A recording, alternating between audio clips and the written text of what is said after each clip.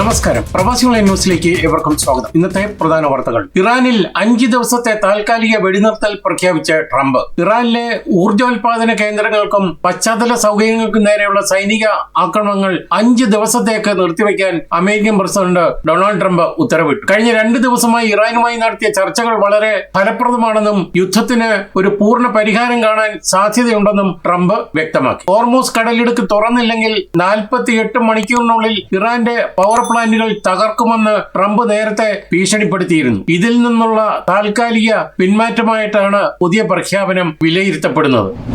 ന്യൂയോർക്കിൽ വിമാനം ട്രക്കുമായി കൂട്ടിയിടിച്ച പൈലറ്റുമാർക്ക് ദാരുണാന്ത്യം. ലാൻഡിങ്ങിനിടെ എയർ കാനഡ വിമാനം റൺവേയിലുണ്ടായിരുന്ന അഗ്നിശമന ട്രക്കുമായിട്ടാണ് കൂട്ടിയിടിച്ചത്. വിമാനത്തിന്റെ പൈലറ്റും കോ പൈലറ്റും അപകടത്തിൽ മരിച്ചു. മറ്റൊരു വിമാനത്തിൽ പുകയുയർന്നത് പരിശോധിക്കാൻ റൺവേ മുറിച്ചു കടക്കുകയായിരുന്നു ട്രക്ക്. ഈ സമയത്താണ് വിമാനം ട്രക്കിലിടിച്ചത്. വിമാനത്തിലുണ്ടായിരുന്ന 72 യാത്രക്കാരിൽ 4 ജീവനക്കാർക്കും 39 പേർക്കും പരിക്കേറ്റു. വിമാനത്തിന്റെ മുൻഭാഗം തകർന്നു. അപകടത്തെ തുടർന്ന് വിമാനത്താവളം ചൊവ്വാഴ്ച ഉച്ചവരെ അടച്ചിട്ടിരിക്കുകയാണ്. ജർമ്മനിയിലെ വേർഡി യൂണിയൻ ആഹ്വാനം ചെയ്ത സൂചനാ പണിമുടക്ക് ഇന്നും രാജ്യത്തെ പ്രാദേശിക ഗതാഗതത്തെ ബാധിച്ചു. ബസ്, ട്രാം, മെട്രോ സർവീസുകൾ പല നഗരങ്ങളിലും തടസ്സപ്പെട്ടു. എന്നാൽ ജർമ്മൻ റെയിൽവേയുടെ ദൂരയാത്ര ട്രെയിനുകളെ ഇത് ബാധിച്ചില്ല. മധ്യേഷ്യയിലെ സംഘർഷങ്ങൾ കാരണം ജർമ്മനിയുടെ സാമ്പത്തിക ആത്മവിശ്വാസം മാർച്ചിൽ ഗണ്യമായി ഇടിഞ്ഞതായി റിപ്പോർട്ടുകൾ പറയുന്നു. ഊർജ്ജ വിലയിൽ ഉണ്ടാകുന്ന വർധനവ് ജർമ്മൻ വ്യവസായങ്ങളെ ബാധിക്കുമെന്ന രീതിയിലാണ് നിക്ഷേപകർ.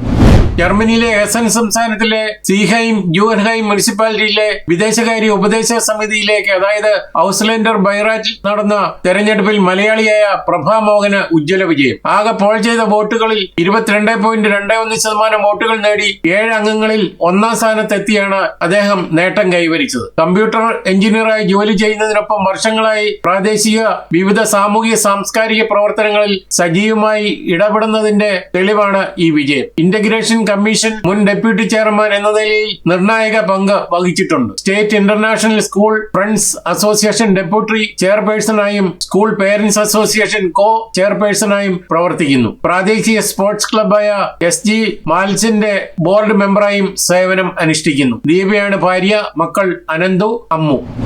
ബംഗളൂരുവിൽ നിന്ന് ലണ്ടനിലേക്ക് പോവുകയായിരുന്ന എയർ ഇന്ത്യ 133 നമ്പർ വിമാനം അടിയന്തര സാഹചര്യത്തിൽ സുരക്ഷിതമായി ജിദ്ദയിലിറക്കി. മാർച്ച് 23 തിങ്കളാഴ്ചയാണ് സംഭവം. 6 മണിക്കൂറോളം ആകാശത്ത് തുടർന്ന ശേഷമാണ് സാങ്കേതിക തകരാർ ശ്രദ്ധയിൽപ്പെട്ടത്. തുടർന്ന് മുൻകരുതൽ എന്ന നിലയിൽ വിമാനം ജിദ്ദയിലെ കിങ് അബ്ദുൽ അസീസ് അന്താരാഷ്ട്ര വിമാനത്താവളത്തിലേക്ക് തിരിച്ചുവിടുകയായിരുന്നു. ബോയിങ് 787 ഡ്രീം ലൈനർ വിമാനമാണ് തകരാറിലായത്. യാത്രക്കാരെ ലണ്ടനിലെത്തിക്കാൻ ബദൽ സംവിധാനങ്ങൾ ഉടൻ ഏർപ്പെടുത്തുമെന്നും കമ്പനി അറിയിച്ചു. നിർണായകമായ കേരള നിയമസഭാ തെരഞ്ഞെടുപ്പ് പ്രചരണാർത്ഥം UDF യൂറോപ്പ് സംഘടിപ്പിച്ച ഓൺലൈൻ തെരഞ്ഞെടുപ്പ് ക്യാമ്പയിൻ ആവേശകരമായി നടന്നു. ഞായറാഴ്ച ഇന്ത്യൻ സമയം രാത്രി 10 മണിക്ക് ആരംഭിച്ച പരിപാടിയിൽ യൂറോപ്പ്, മറ്റു വിവിധ രാജ്യങ്ങളിൽ നിന്നുള്ള നിരവധി UDF നേതാക്കളും പ്രവർത്തകരും ആവേശത്തോടെ പങ്കെടുത്തു. പരിപാടിയുടെ ഔദ്യോഗിക ഉദ്ഘാടനം പ്രതിപക്ഷ നേതാവ് VD സതീശൻ MLA നിർവഹിച്ചു. കേരളത്തിൽ ജനങ്ങളുടെ ജീവിതത്തെ ബാധിക്കുന്ന അടിസ്ഥാന പ്രശ്നങ്ങൾ പരിഹരിക്കാൻ ഭരണമാറ്റം അനിവാര്യമാണെന്ന് അദ്ദേഹം ഉദ്ഘാടന പ്രസംഗത്തിൽ പറഞ്ഞു. പ്രവാസികളുടെ പിന്തുണ തെരഞ്ഞെടുപ്പിൽ നിർണായക ശക്തിയായിരിക്കുമെന്ന് അദ്ദേഹം കൂട്ടിച്ചേർത്തു. ഈ ജനവിരുദ്ധ സർക്കാരിനെ താഴെയിറക്കാൻ 140 മണ്ഡലങ്ങളിലെയും UDF സ്ഥാനാർത്ഥികൾക്കായി പ്രവാസികൾ ഒത്തൊരുമിക്കണമെന്നും സാധിക്കുന്ന എല്ലാവരും നാട്ടിലെത്തി വോട്ട് രേഖപ്പെടുത്തണമെന്നും അദ്ദേഹം അഭ്യർത്ഥിച്ചു. UDF നേതൃത്വത്തിലുള്ള സർക്കാർ 100 സീറ്റുമായി അധികാരത്തിൽ ഏറുമെന്നും അദ്ദേഹം പ്രത്യാശ പ്രകടിപ്പിച്ചു. മുസ്ലിം യൂത്ത് ലീഗ് സംസ്ഥാന അധ്യക്ഷൻ സയ്യിദ് മുനവർ അലി ശിഹാബ് തങ്ങൾ, കോൺഗ്രസ് നേതാവ് ആന്റോ ആന്റണി MP, RSP നേതാവ് Shibu Baby John ex-MLA, Roji John MLA, Sreenadevi Kunjamma തുടങ്ങി കേരളത്തിലെ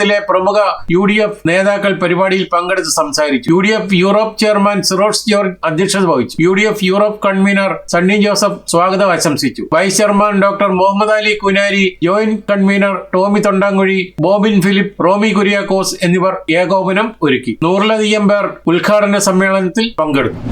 ഏപ്രിൽ 1 മുതൽ വിമാന ടിക്കറ്റ് നിരക്ക് വർദ്ധിക്കാൻ സാധ്യത. വിമാന ടിക്കറ്റ് നിരക്ക് കൂടാൻ പോകുന്നതിന് പ്രധാനമായും 3 കാരണങ്ങളാണ് ചൂണ്ടിക്കാണിക്കപ്പെടുന്നത്. എയർപോർട്ട് ചാർജുകളിലെ വർധനയും വിമാന ഇന്ധനവില കൂടിയതും ടിക്കറ്റ് നിരക്കിനെ നേരിട്ട് ബാധിക്കും. ഡിമാൻഡ് കൂടുന്നതനുസരിച്ച് ഡൈനാമിക് പ്രൈസിംഗ് രീതിയിൽ ടിക്കറ്റ് നിരക്കും ഉയരുമെന്നാണ് പറയുന്നത്. വിമാന കമ്പനികൾ ഔദ്യോഗികമായി നിരക്ക് പ്രഖ്യാപിച്ചിട്ടില്ലെങ്കിലും ഏപ്രിൽ 1 പുതിയ സാമ്പത്തിക വർഷം ആരംഭിക്കുന്നതോടെ പുതിയ നിരക്കുകൾ നിലവിൽ വന്നേക്കും.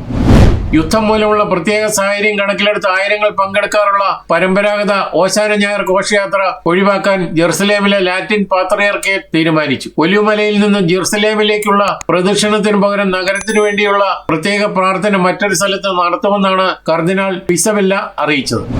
ഇതോടെ ഈ വാർത്താ ബുള്ളറ്റിൻ ഇവിടെ പൂർണ്ണമാവുകയാണ്. നിങ്ങൾ നൽകി വരുന്ന എല്ലാവിധ പിന്തുണയ്ക്ക് ഞങ്ങൾ ഹൃദയപൂർവ്വം നന്ദി അറിയിക്കുന്നു. അതോടൊപ്പം കൂടുതൽ വാർത്തകളും വിശേഷങ്ങളും അറിയാൻ യൂറോപ്പിലെ ആദ്യത്തെ മലയാളത്തിലുള്ള ഓൺലൈൻ പോർട്ടലായ പ്രവാസികളോടൊക്കെ സന്ദർശിക്കുക. നന്ദി, നമസ്കാരം.